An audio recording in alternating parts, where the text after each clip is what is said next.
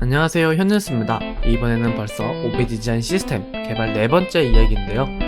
저번에는 V10.0까지 이야기를 했었는데 오늘은 벌써 V12.0까지 이야기를 하게 됐습니다. 이게 제가 개발을 하고 이제 적당히 업데이트가 되면 버전을 올리는 거라서 버전이 금세금세 올라가긴 하지만 그래도 이번에도 업데이트 된 게 적지 않게 있어가지고 즐겁게 이야기할 수 있을 것 같습니다. 일단 업데이트 히스토리를 기준으로 설명을 드릴게요. 일단 V11.0에는 딱히 작업한 게 없었습니다. 하루 작업하고 끝냈었는데 토큰이랑 버튼이랑 페이지 헤드 이렇게 3개를 추가를 했습니다. 토큰은 이제 스테이러스 배지랑 그 기능은 비슷한데요. 대신 스테이러스 배지가 상태, 오류, 해결, 진행 이런 상태를 표시하는 게 위주라면 토큰은 이제 새로운 기능 아니면 알림 이런 범용적인 그런 알림을 표시하기 위해서 이런 토큰을 만들었습니다. 그 다음에 페이지 헤드인데요. 페이지 헤드는 이제 V11.0 전에는 이제 그냥 디버랑 똑같이 선 하나만 있었는데 이제 드디어 타이틀과 오른쪽 버튼을 추가를 해가지고 페이지 헤드, 즉 맨 위에 뜨는 컴포넌트의 역할을 다 할 수 있게 되었습니다. 다음으로 이제 버튼 라디우스 속성이 추가가 되었는데요. 이건 이제 버튼이 기본으로는 4px 라디우스를 가지고 있는데 이제 이 라디우스를 원형 버튼이 필요할 때도 있잖아요. 왜냐면 지금은 4px짜리 사각사각한 버튼이긴 한데 아이콘 단독 버튼이라든지 아니면 어떤 디자인적인 이유 때문에 둥근 버튼이 필요할 수도 있는데 그럴 때를 위해서 버튼 라디우스 속성을 추가를 했습니다. V11.0은 이렇게 끝이고요. 다음으로 V12.0입니다. V12.0에는 이제 내부적으로 굉장히 많이 변경이 됐어요. 딱히 새로운 컴포넌트나 기능 같은 건 추가되지 않았는데 이제 내부적으로 굉장히 구조가 많이 바뀌었는데요. 일단은 가장 주목할 만한 게 아이템 테이블의 사용 방법이 크게 변경이 되었습니다. 원래는 아이템 테이블의 데이터스 프롭을 통해 가지고 오브젝트 형식으로 이런 데이터를 전달을 했었는데요. 이제는 이렇게 연결된 컴포넌트 방식 아이템 테이블.row 이런 식으로 데이터를 전송하게 됩니다. 그래서 아바타 아이템 이게 잘 안 된 것 같은데 원래는 아이템 테이블 row 텍스트 아이템 이런 식으로 사용할 수 있게 됩니다. 데이터스 프롭을 통해서 오브젝트 형식으로 전송하는 것도 나름의 장점은 있어요. API를 통해서 데이터를 가져왔을 때 이런 JSX 형식으로 변하지 않고 맵 같은 걸로 간단하게 처리할 수 있는 장점이 있고요. 그렇다 보니까 일단은 변환 과정이 별로 없다 이런 게 굉장히 편리하긴 합니다. 하지만 어차피 JX로 변환을 하는 거는 미리 하나 아니면 데이터를 통해서 내부적으로 하나 거기 라는 것도 있고요. 결정적으로 확장성을 고려할 때 그러니까 외부 컴포넌트를 사용한다던가 아니면 이후에 새로운 아이템을 추가를 한다던가 이런 확장성을 고려했을 때는 오브젝트 형식으로 전달하는 것보다 지금처럼 컴포넌트 이런 차일드 형식으로 전달하는 게 시각적으로도 좋고 좀 JSX에 걸맞는 사용법일 거라고 개인적으로 생각이 들어가지고 이렇게 변경을 했습니다. 다음으로 버튼을 비롯해서 몇몇 컴포넌트의 에즈 프롭을 추가를 했는데요. 이제 에즈 프롬 일단은 스타일드 컴포넌트 네이티브, 스타일드 컴포넌트 자체를 내보내는 컴포넌트를 제외하고 현재 버튼과 링크 두 가지 컴포넌트에 적용이 되어 있습니다. 원래도 에즈 프롭은 있었어요. 근데 지금처럼 방식이 아니라 에지랑 에즈 프롭 두 가지가 있어가지고 에지를 통해서 컴포넌트 타입, 정확히는 리턴되는 엘리먼트의 타입을 변경을 하고 그 다음에 에즈 프롭을 통해서 추가적인 프롭을 가져오는 방식이었습니다. 물론 이 방법도 정상적으로 동작하긴 했는데요. 문제는 타입스크립트 지원이 안 된다는 거죠. 그래가지고 이제 애니로 처리가 되는데요. 타입스크립트에서 애니 쓰면 타입스크립트가 쓰는 게 아니라고 하잖아요. 그래서 이제 애니를 드러내고자 죄송해요, 이제 목이 안 눌러가지고 그래서 애니를 드러내고자 추가적인 작업을 거쳤고요. 이게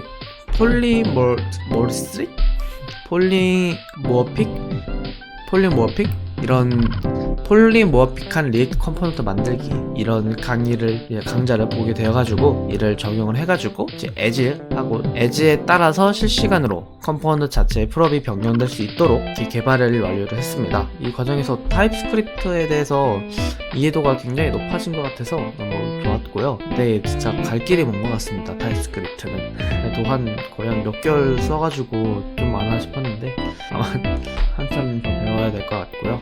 다음으로 리액트 라우터 돔 의존성을 삭제를 했습니다.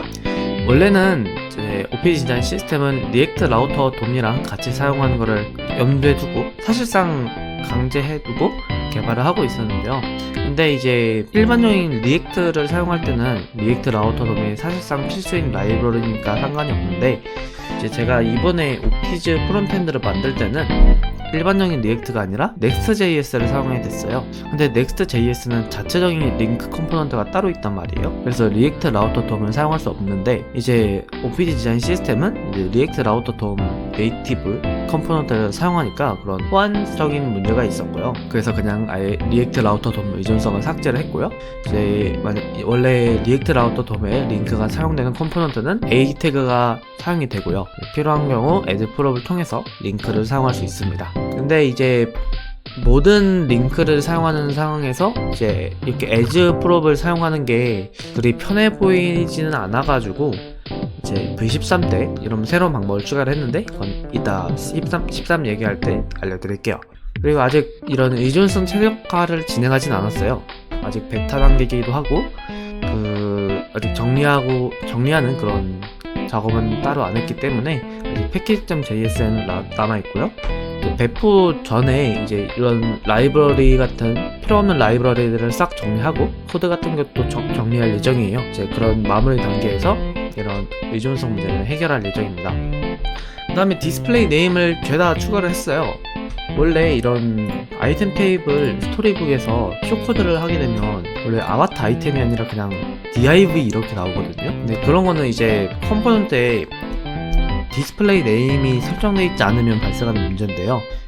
이제 함수 선언문으로 만든 컴포넌트 같은 경우는 큰 문제가 없는데 그 화살표 함수 같은 익명 함수 같은 경우는 그런 문제가 발생합니다. 물론 변수에다가 할당을 하면 함수 이름이 설정되긴 하지만 그래도 스토리북에서는 그런 걸 인식을 못하고 하는 경우가 종종 있더라고요. 그래가지고 일단 거의 모든 컴포넌트에 디스플레이 네임을 추가를 했고요. 아마 아직 제가 발견을 못해서 디스플레이 네임을 추가하지 못한 컴포넌트가 있을 텐데 이런 거는 발견되는 대로 즉시 추가를 하도록 하겠습니다. 그 다음에 V12 마지막으로 문서를 조금 더 보완을 했어요. 이제 스토리북에 서브 컴포넌트라는 기능이 있더라고요. 저기는 스토리북에 독스 플러그인, 정확히 애드원에 있는 기능인데 이제 아이템 테이블에 이렇게 아이템 테이블이란 메인 컴포넌트 외에 이런 식으로 서브 컴포넌트를 작성할 수 있습니다. 근데 이게 문제가 좀 있는 것 같아요. 지금 보시면 no input이라고 다 뜨죠. 그리고 얘는 뜨긴 하는데 이게 디스플레이 네임이 적용된 서브 컴포넌트는 스토리북 도스가 지금 불러오지 못하는 버그가 있는 것 같아요. 그래서 제가 이거 관련해서 이슈도 확인을 해봤는데 아마 이슈도 지금 멈춰있는 상태고 좀 지지부진한 상태인 것 같더라고요. 제가 개발을 잘못한 걸 수도 있는데 일단은 이게 불러오지 못하는 것 같아가지고 일단은 응답 없은 상태로 일단 스토리북은 그렇게 두고 필요한 경우 직접 예제 코드를 통해서 파악하시는 방법밖에 없을 것 같습니다. 그래도 이제 서브 컴포넌트 같은 경우는 풀업이 그렇게 복잡하지가 않아가지고 그냥 사용할 수 있을 것 같고요. 이런 부분은 제가 나중에 따로 문서를 작성을 하던가 아니면 이를 개선할 수 있는 방법을 찾아가지고 한번 해결할 수 있도록 노력을 해보겠습니다. V13은 이제 간단하게 개선을 했는데요. 이제 링크 콘텍스트를 추가를 했습니다. 이제 링크 콘텍스트는 이제 원래는 버튼 같은 거에서 링크를 사용할 때 항상 as 링크 이런 식으로 작업을 했어야 됐는데요. 이제 링크 콘텍스트를 통해서 오피즈 와퍼 이닛을 할 때 오피즈 와퍼 이닛 링크 여기다가 링크로 사용할 컴포넌트를 입력을 하게 되면요. 이제 다른 링크가 사용되는 상황에서도 하나하나 일일이 as 링크를 사용하지 않아도 자동으로 링크를 사용할 수 있게 A 태그 대신 링크 태그를 사용할 수 있게 추가적인 기능을 만들었습니다. 그 다음으로 링크를 개선을 했는데요. 이제 리액트 라우터 돔이 없어지면서 링크 컴포넌트가 조금 개선이 필요성이 있어가지고 개선했고요. 디자인은 똑같은데 속성이나 아니면 그 속성이 발현되는 조건 이런 것만 살짝 수정을 했습니다. 그 다음에 페이지 레이아웃을 개선을 했는데요. 일단은 변경된 건 없습니다. 변경된 건 없고 추가적인 사용을 가정을 한 건데요. 기본적으로 헤더, 컨텍스트, 펜, 푸터 이렇게 4개가 있는 거는 동일하고요. 대신에 이제 페이지 레이아웃 단독으로 사용하는 걸 추가를 했습니다. 원래는 이제 페이지 단독으로 그냥 이런 컨텍스트, 내부 합의 컨텍스트를 사용하지 않으면 이 컨텍스트 하나만 뜨게 되는데요. 이제는 그렇게 하나만 사용하게 되면 이렇게 120px짜리 페이지 레이아웃이 꽉 차게 수정을 했습니다. 페이지 레이아웃 같은 경우는 거의 기본 컨텍스트라고 보시면 될 것 같은데요. 바깥을 감싸는 가장 기본 컨텍스트로서 이제 위드 100%인 환경에서 위드를 1200px로 감싸주는 그런 메인 컴포넌트라고 보시면 될 것 같습니다. 그렇다 보니까 이제 4개로 나눠서 반드시 4개로 사용하는 게 아니라 단독으로 사용해서 1200px짜리 사용할 수 있도록 변경을 했고요. 그 외 나머지는 동일합니다. 레프트 펜도 잘 적용이 되어 있고요. 헤더랑 푸터 없이도 잘 사용이 됩니다. 그렇게 해서 V13까지 이야기가 완료가 됐는데요. V14는 지금 만들고 있고, V14는 이제 거의 변한 게 없을 거예요. 왜냐면 사실상 OPG 디자인 시스템은 이제 컴포넌트는 다 만든 상태고요. 이제 더 이상 제가 생각했을 때 이 디자인 시스템만 개발하고 있을 때는 딱히 추가할 컨텍스트가 생각나지는 않아서 일단은 1차적인 개발은 완료가 됐고요. 이제 바로 베타나 이런 게 진행되는 게 아니라 이제 OPG 프론트엔드를 만들고 있습니다. 실제로 OPG 디자인 시스템을 통해서 OPG 프론트엔드를 만들고 있고요. 현재는 딱히 메인도 그런 업데이트는 안 됐고 이제 로그인만 여기 주소가 여기가 아니라 지금 로그인만 구현을 한 상태인데 지금 로그인도 구현이 잘 안 되시거든요. 로그인 기능은 동작을 하는데 디자인은 지금 신경을 하나도 안 썼어요. 아이고. 그래서 이제 이렇게 구글로 로그인할 예정이고요. 이거부터는 이제 원래는 리액트를 썼었는데 이제 OPG 프론트엔드는 OPG 프론트엔드는 이제 Next.js를 사용하기 시작했습니다. 원래는 클라이언트 사이드 렌더링만 하다가 이제 서버 사이드 렌더링까지 건드리게 되었는데요. 그러다 보니까 이제 이런 서버 사이드 렌더링을 고려하지 않은 버그가 살짝 있었습니다. 그래서 그런 것도 14에서 살짝씩 수정을 해줬고요. 다음에 뭐 딱히 말씀드릴 건 없고 그냥 Next.js 사용하고 있다 그런 것만 알아두시면 될 것 같고요.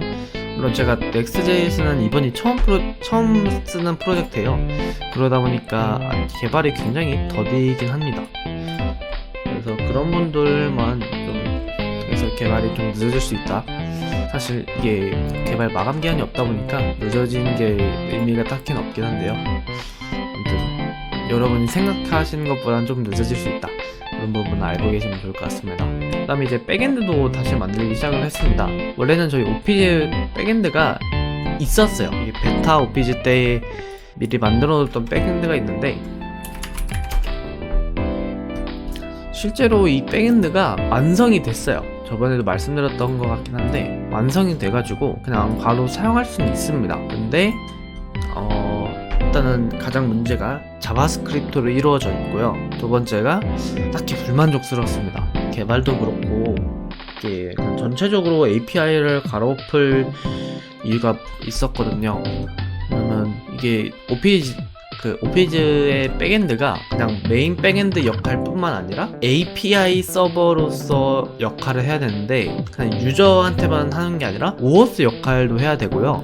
그 다음에 하나가 더 있었는데 까먹었어요. 아무튼 OAuth 역할을 해줘야 됩니다. 왜냐면 OPG는 이제 메인 OPG 위에가 하나 있고 서브 프로젝트 방식으로 서비스가 진행돼요. 캘린더 투 노션도 서브 프로젝트 중 하나고요. 노션 툴즈가 이제 OPG 인베드로 변경이 될 텐데 OPG 인베드도 서브 프로젝트 중 하나가 될 거고요. 그 외에 다른 기획하고 있는 다른 프로젝트도 서브 프로젝트 형식으로 진행이 될 겁니다. 그래가지고 이런 방식으로 사용하기 위해서는 이제 저만 만들 게 아니라 다른 분들도 참여를 하실 거 아니에요. 근데 그럴 때 이거를 내부 데이터베이스를 그대로 공개하기에는 개인정보상 오류도 문제도 있고 이런 여러모로 불편함이 있다 보니까 대신에 이런 오어스 방식을 사용을 해가지고 정보를 공유할 생각이고요. 그러다 보니까 이런 세팅을 많이 해야 되고요. 생각났어요. 오어스 말고도 이제 결제 시스템으로도 갖춰야 돼요. 왜냐면 오피즈 캘린더 투 노션 때 느꼈던 게 캘린더 투 노션은 지금 현재 제가 수기로 결제를 받고 있거든요.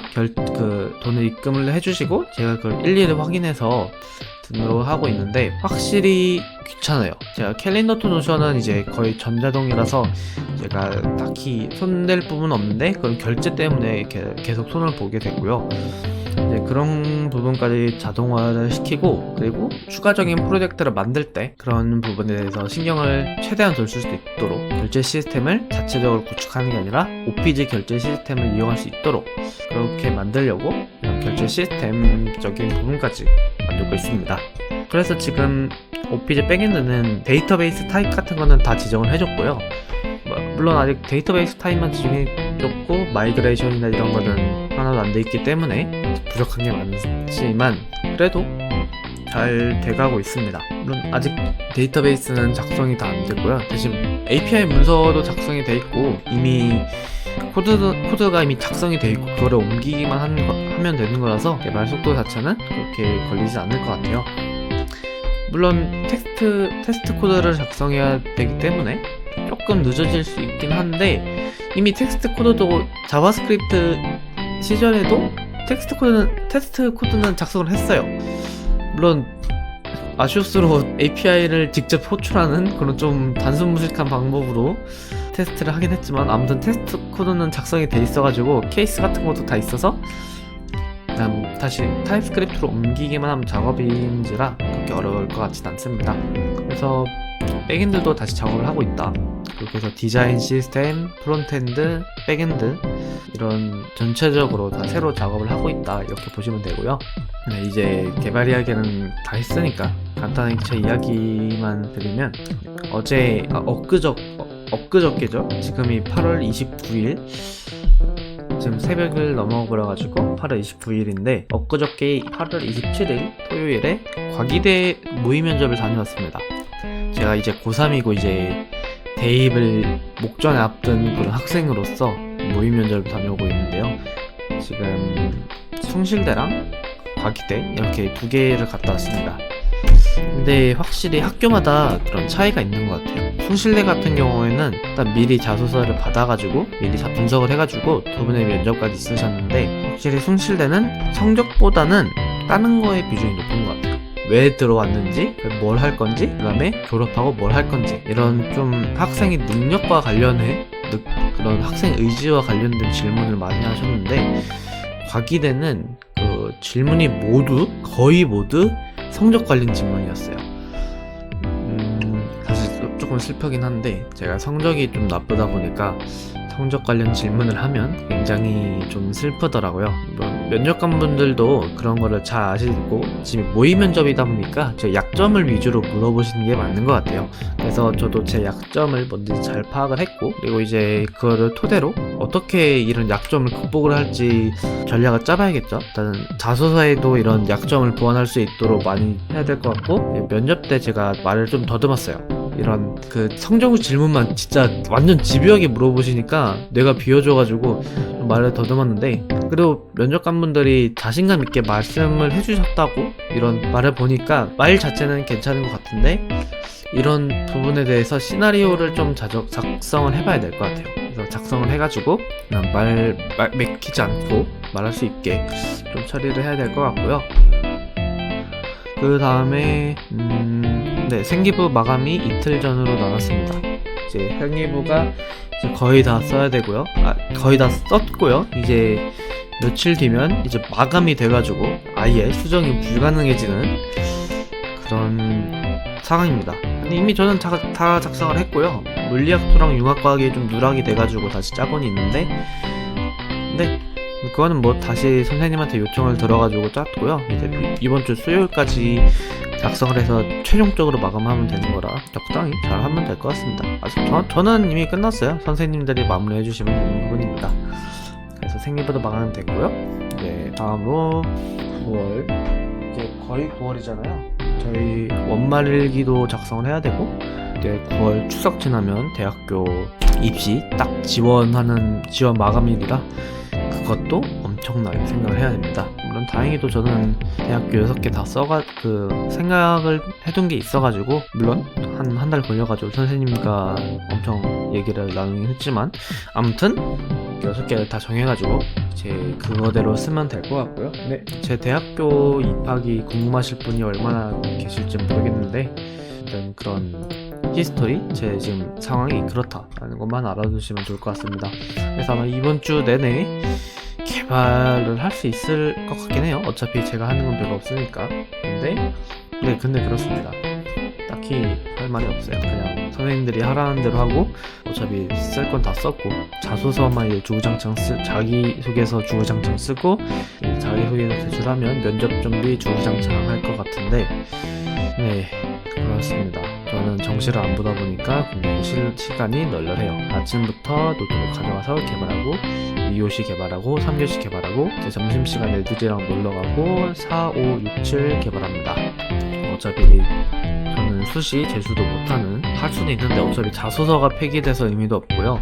저는 최저가 없기 때문에 최저 못 맞춰서 수시 재수하는 그런 케이스도 아닙니다. 그 다음에 정시는 애초에 포기를 했기 때문에 2학기 때 배워야 할 이유가 전혀 없어요. 그렇기 때문에 2학기 때 주구장창 학교에서 개발만 진짜 주구장창 할 거고요. 얼른 노트북 사서 좀 가볍게 가방을 들고 다니고 싶습니다. 지금 게이밍 노트북을 껴서 한 가방수는 한 3~5kg 되는 것 같은데 무거워 죽을 것 같아요. 네, 지금 오전 1시 5분이고요.